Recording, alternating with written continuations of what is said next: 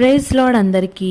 ఈరోజు అపోస్తలుడైన పౌలు కొరింథీయులకు వ్రాసిన మొదటి పత్రిక 9వ అధ్యాయం చదువుకుందాము. ప్రారంభిస్తున్నాను.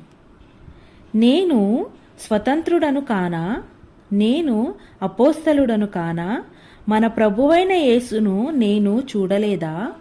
ప్రభువునందు నా పనికి ఫలము మీరు కారా? ఇతరులకు నేను అపోస్తలుడను కాకపోయినను మీ మట్టుకైనను అపోస్తలుడనై ఉన్నాను. ప్రభువునందు నా అపోస్తలత్వమునకు ముద్రగా ఉన్నవారు మీరే కారా? నన్ను విమర్శించు వారికి నేను చెప్పు సమాధానమిదే. తినుటకును త్రాగుటకును మాకు అధికారము లేదా? తక్కిన అపోస్తలుల వలెను, ప్రభువు యొక్క సహోదరుల వలెను, కేఫా వలెను విశ్వాసురాలైన భార్యను వెంటబెట్టుకుని తిరుగుటకు మాకు అధికారము లేదా? మరియు పని చేయకుండుటకు నేనును బర్నబాయు మాత్రమే అధికారము లేనివారమా? ఎవడైనను తన సొంత ఖర్చు పెట్టుకుని దండులో కొలువు చేయనా? ద్రాక్ష తోట వేసి దాని ఫలము తిననివాడెవడు? మందను కాచి మందపాలు త్రాగనివాడెవడు? ఈ మాటలు లోకాచారమును బట్టి చెప్పుచున్నానా? ధర్మశాస్త్రము కూడా వీటిని చెప్పుచున్నది గదా. కళ్ళము త్రొక్కుచున్న ఎద్దు మూతికి చిక్కము పెట్టవద్దు అని మోషే ధర్మశాస్త్రములో వ్రాయబడి ఉన్నది. దేవుడు ఎడ్ల కొరకు విచారించుచున్నాడా? కేవలము మన కొరకు దీనిని చెప్పుచున్నాడా? అవును, మన కొరకే గదా ఈ మాట వ్రాయబడెను. ఏలయనగా దున్నువాడు ఆశతో దున్నవలెను, కళ్ళము త్రొక్కించువాడు పంటలో పాలు పొందుదునను ఆశతో త్రొక్కింపవలెను. మీ కొరకు ఆత్మ సంబంధమైనవి మేము విత్తియుండగా మీ వలన శరీర సంబంధమైన ఫలములు కోసుకొనుట గొప్ప కార్యమా?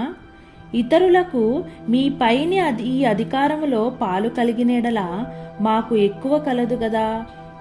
అయితే మేము ఈ అధికారమును వినియోగించుకొనలేదు. క్రీస్తు సువార్తకు ఏ అభ్యంతరమైనను కలుగజేయకుండుటకై అన్నిటినీ సహించుచున్నాము. ఆలయ కృత్యములు జరిగించువారు ఆలయము వలన జీవనము చేయుచున్నారనియు, బలిపీఠమునొద్ద కనిపెట్టుకొని ఉండువారు బలిపీఠముతో పాలివారై ఉన్నారనియు మీరెరగరా? అలాగున సువార్త ప్రచురించువారు సువార్త వలన జీవింపవలనని ప్రభువు నియమించి ఉన్నాడు. నేనైతే వీటిలో దేనినైనను వినియోగించుకొనలేదు. మీరు నా ఎడల ఇలాగున జరపవలెనని ఈ సంగతులు వ్రాయలేదు. ఎవడైనను నా అతిశయమును నిరర్ధకము చేయుట కంటే నాకు మరణమే మేలు. నేను సువార్తను ప్రకటించుచున్నాను, నాకు అతిశయ కారణము లేదు. సువార్తను ప్రకటించవలసిన భారము నా మీద మోపబడి ఉన్నది. అయ్యో, నేను సువార్తను ప్రకటింపకపోయిన నాకు శ్రమ. ఇది నేనిష్టపడి చేసిన ఎడల నాకు జీతము దొరుకును. ఇష్టపడకపోయినను గృహ నిర్వాహకత్వము నాకు అప్పగింపబడెను. అట్లయితే నాకు జీతమేమి?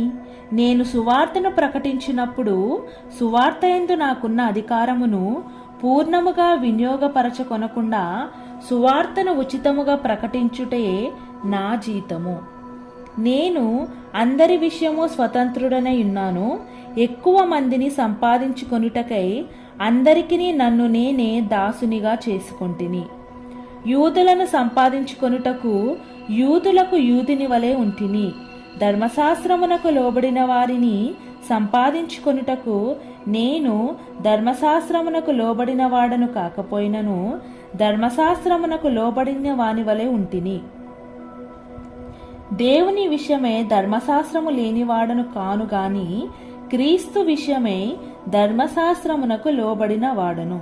అయినను ధర్మశాస్త్రము లేని వారిని సంపాదించుకొనుటకు ధర్మశాస్త్రము లేని వారికి ధర్మశాస్త్రము లేని వారి వలె ఉంటిని.